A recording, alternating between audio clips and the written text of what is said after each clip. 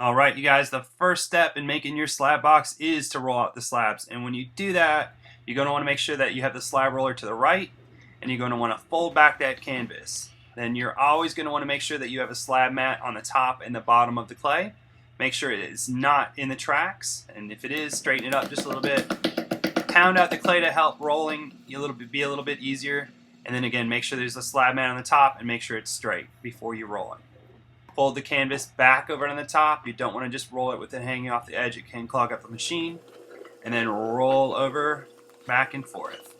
Okay, when you take it out, you're going to want to let gravity be your friend here.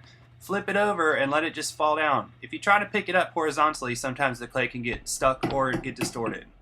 If you need to make more slabs, try not to put it on a wet spot. Either move it over a little bit or flip the slab mat over. If you still can't find a dry spot, we have plenty extra slab mats, or just find the driest spot available. And then again, go ahead and just roll away.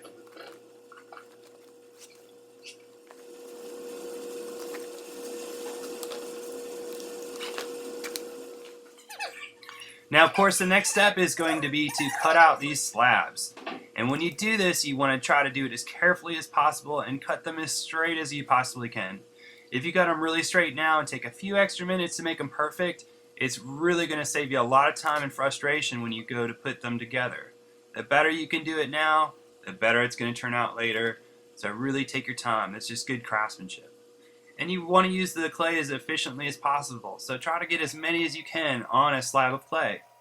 It'll really save you a lot of time. You won't have to go back and forth and roll more slabs. You'll just have them all cut out if you can pack them all into as few slabs as possible.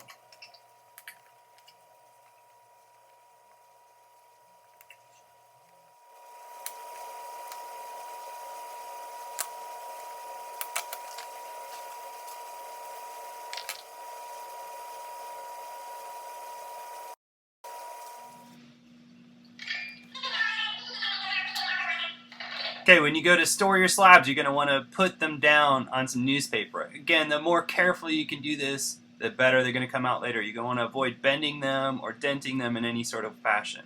I'm going to put them on a stack of newspaper, and then you need to put either some paper or some newspaper in between. Notice how neatly I'm stacking those. Again, if you keep them straight and without bending them and right on top of each other, they're going to be straight and easy to put together when they dry out a little bit. We're going to put them together in the leather hard stage. Okay, so put some newspaper in between them. We have plenty of newspaper, or you can use your templates. And then you're going to put the whole thing into a bag and seal it up and put it on your shelf.